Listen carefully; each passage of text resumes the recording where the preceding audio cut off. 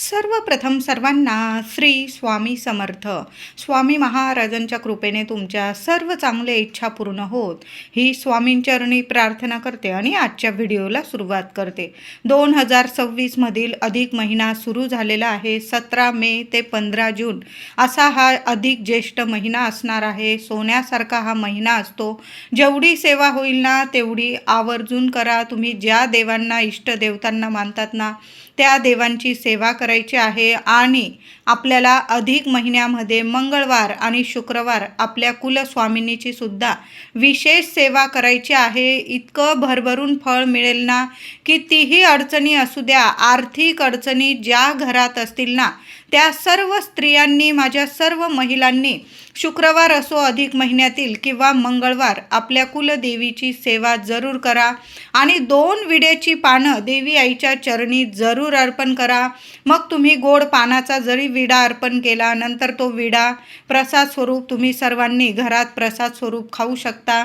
नाही जमलं तर 2 विड्याची पानं घ्या, चांगली देठाची हिरवीगार, धुवून घ्या, पुसून घ्या. त्यावर थोडीशी साखर ठेवा, 2 लवंग ठेवा, दोन्ही हातात ती विड्याची पानं घ्या आणि तुमच्या मनातील इच्छा बोलून आपल्या कुलस्वामिनीला अर्पण करा. इतका सोन्यासारखा आशीर्वाद मिळेल की तुमच्या सर्व इच्छा क्षणात माता लक्ष्मी आपली कुलदेवी जरूर पूर्ण करेल. सुंदर उपाय आहे विड्याची पानं.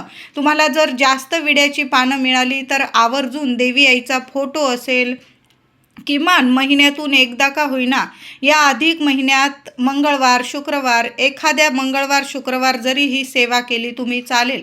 तुम्हाला जर दर मंगळवार शुक्रवार करायची असेल, दर मंगळवार शुक्रवार तुम्ही गोड पानाचा विडा अर्पण करू शकता. आता नाही जमणार माझ्या सर्व महिलांना एवढ्या वेळा, तर मग एक वेळा जरी तुम्ही महिन्यातून या एक वेळा जरी अर्पण केला गोड पानाचा विडा किंवा पानांची माळ जरी अर्पण केली, त्याला 2-2 लवंगा अर्पण करू शकता तुम्ही. विड्याचं पान आणि 2 लवंगा अशी सुद्धा माळ तयार करून आपल्या कुलस्वामिनीला अर्पण करू शकता. नाही जमलं, मी तुम्हाला सांगितलं, 2 विड्याची पानं घ्या, त्यावर थोडी साखर ठेवा, 2 लवंग ठेवा आणि तुमच्या देवी आईच्या चरणी ती 2 विड्याची पानं अर्पण करून द्या. नंतर तुम्ही विड्याची पानं ती निर्माल्यात टाकू शकता. ती 2 लवंग आणि थोडी साखर असेल, तुम्ही प्रसाद स्वरूप खाल्ली तरीही चालेल. तर आपल्याला अधिक महिन्यामध्ये काही नियमांचं पालन जरूर करायचं आहे. मांसाहार, मद्यपान होणार नाही, कुणाचा अपमान होणार नाही याची जरूर काळजी घ्यायची आहे. महिलांनो, फक्त आपली माऊली आणि आपण एवढंच बघा. या महिनाभरात इतकं भरभरून फळ मिळणार आहे. कुणाचीच निंदा नालस्ती करू नका. आणि कुणी तुमची निंदा नालस्ती करत असेल तरी पण त्याला प्रतिउत्तर करू नका. देव आहे, उत्तर आपला देव देणार आहे. म्हणून तुम्हाला रडवत जरी कोणी असेल ना, कुणालाच काही अपशब्द बोलू नका. आणि आपल्या वास्तूत तर अजिबात नाही. तुम्हाला आज रडवत आहे, उद्या तो रडणार आहे, हे 100 नाही 1000% खरं आहे. कलियुग आहे. देव इथंच करायला लावतो आणि इथंच भरायला लावतो. म्हणून कुणालाच प्रतिउत्तर करू नका आणि कुणाविषयी अपशब्द आपल्या वास्तूत बोलू नका. कुणाच विषयी निंदा नालस्ती करू नका. या महिन्यातच काय तर कधीच कुणाची निंदा नालस्ती करू नये. कुणाच्या डोळ्यामध्ये आपल्यामुळे पाणी येईल ना, तर असं तर कधीच वागू नये. तर अधिक महिन्यामध्ये या अधिक महिना संपायच्या आत आपल्या कुलदेवी आईची ओटी भरायची आहे. महिलांनो, घरच्या घरी जरी भरली तुम्ही चालेल.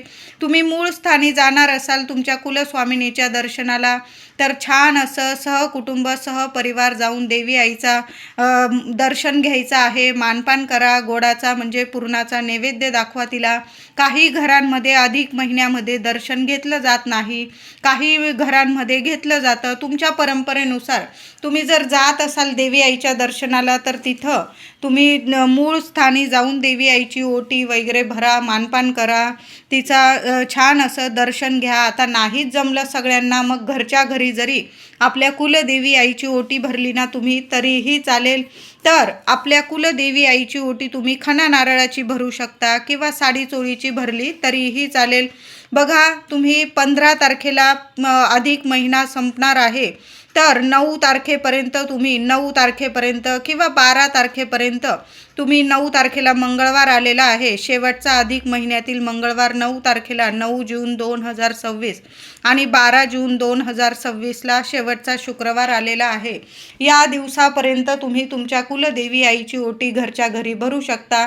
तर छान असा जरीच्या काठाचा पीस आणा, ब्लाऊज पीस किंवा साडीची भरत असाल छान अशी सोनेरी बॉर्डर असेल, छान अशी जरीची साडी आणा, तुम्हाला जेवढी परवडेल तेवढी. ताटात ती साडी ठेवायची आहे, त्यावर सर्व 6 शृंगाराच्या वस्तू, तुम्ही जेवढ्या वस्तू ठेवत असाल देवी आईला ओटी भरताना त्या सर्व ठेवायचं आहे. चांगला पाणीदार नारळ घ्यायचा आहे, नारळ ठेवा. 5 मूठ गहू किंवा तांदूळ ते ठेवायचे आहे. गोड पानाचा विडा ठेवा, वेणी किंवा तुम्ही गजरा वगैरे आणलेलं असेल, फुलं आणलेलं असेल, छान ओटी तयार करून घ्यायची आहे. देवी आईच्या चरणी हळदी कुंकू अर्पण करा. ओटीच्या सर्व साहित्याला हळदी कुंकू लावायचं आहे आणि ओटीमध्ये ती पुडी मिळते आपल्याला पूजेच्या साहित्यामध्ये, त्यात हळकुंड असतं, बदाम, खारीक, ती पुडीसुद्धा घ्यायची आहे. किंवा तुमच्याकडं सुट्ट असेल, हळकुंड, बदाम, खारीक, बांगड्या वगैरे या सर्व वस्तू 7 शृंगारामध्ये देवी आईच्या चरणी ठेवायच्या आहे. त्या ताटात ठेवा. सर्व साहित्याला हळदी कुंकू लावा. बांगड्या, देवी आईची ओटी भरताना स्वतःच्या हातातसुद्धा हिरव्या बांगड्या भरा आणि ओटीतसुद्धा डझनभर बांगड्या ठेवा किंवा अर्धा डझन ठेवा, पण बांगड्या जरूर ठेवायच्या आहे. आणि हिरव्या रंगाला तर खूप महत्त्व आहे. देवी आईच्या ओटीत हिरव्या बांगड्या, हिरवा चांगला पानाचा विडा या वस्तू जरूर ठेवा. छान असं ओटीचं ताट हृदयाजवळ घ्यायचं आहे. तुमच्या मनातील इच्छा बोला आणि देवी आईच्या चरणी 5 वेळा टेकवून तुम्ही ती ओटी अर्पण करायचं आहे. आता तुमच्या घराजवळ जर देवी आईचं मंदिर असेल तर ते ओटीचं सर्व साहित्य तुम्ही देवी आईच्या मंदिरात दुसऱ्या दिवशी जरी अर्पण करून आलात चालेल. आता नाहीच तुमच्या घराजवळ ओटीचं साहित्य देण्यासाठी मंदिर, मग तुम्ही ते साहित्य स्वतः जरी वापरलं ना महिलांनो चालेल. ज्या वस्तू असतील, वेणी वगैरे, गजरा तुम्ही डोक्यात माळू शकता, खण असेल तुम्ही शिवू शकतात, ब्लाऊज वगैरे, साडी तुम्ही नेसू शकता, पानाचा विडा प्रसाद स्वरूप खा. आणि जे ओटीचं नारळ असेल ना ते एखाद्या देवी मंदिरात चढवण्या किंवा तुम्ही ते फोडून खाऊ शकतात, कारण आपण देवी आईची ओटी भरलेली आहे. ते ओटीचं प्रसाद स्वरूप तुम्ही सर्व साहित्य स्वतःसुद्धा वापरू शकता. अशाच पद्धतीने अधिक महिन्यामध्ये तुमच्या आईची सुद्धा ओटी भरायची आहे. आईच्या तुम्ही घरी गेलात, तुमचा मानपान होत आहे, तिथं तुम्हाला वाणाला बोलवलेलं आहे, तर तुम्ही सुद्धा आईला घरी बोलवा, तिला जेवण खावण करा, तिचा मान सन्मान करा, तिची खणा नारळाची, साडी चोळीची, तिची ओटी भरा आणि त्या ओटीमध्ये सुद्धा आईला सुद्धा एक गोड पानाचा विडा द्या. बांगड्या, हिरव्या बांगड्या डझन 2 डझन जेवढ्या तुमची मम्मी घालत असेल आई तेवढ्या बांगड्यासुद्धा, हिरव्या बांगड्यांना खूप महत्त्व आहे अधिक महिन्यामध्ये. तुम्ही स्वतःसुद्धा बांगड्या भरा आईकडून आणि तुम्ही आईला सुद्धा बांगड्या भरा. आता तुमची सासू असेल, सासूला सुद्धा तुम्ही अधिक महिन्यामध्ये बांगड्या भरू शकता. असं नाही की आईला करतोय मग सासूला नाही, तर आपली आईच असते ती, तर तिला सुद्धा गोड पानाचा विडा द्या.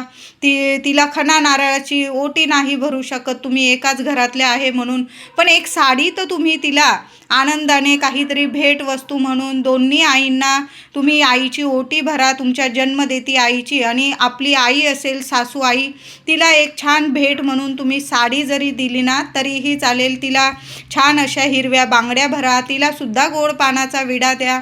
बघा दोन्ही घरात इतका आनंद निर्माण होतो ना की कशालाच कमी राहत नाही. अखंड लक्ष्मी नांदते. अशा प्रेमाने जर आपण अधिक महिन्यामध्ये सर्वांचा मान सन्मान केला ना तर त्या घरांमध्ये, दोन्ही घरांमध्ये इतका आनंद येतो, इतका आनंद निर्माण होतो की साक्षात लक्ष्मीनारायण भरभरून आशीर्वाद देतात.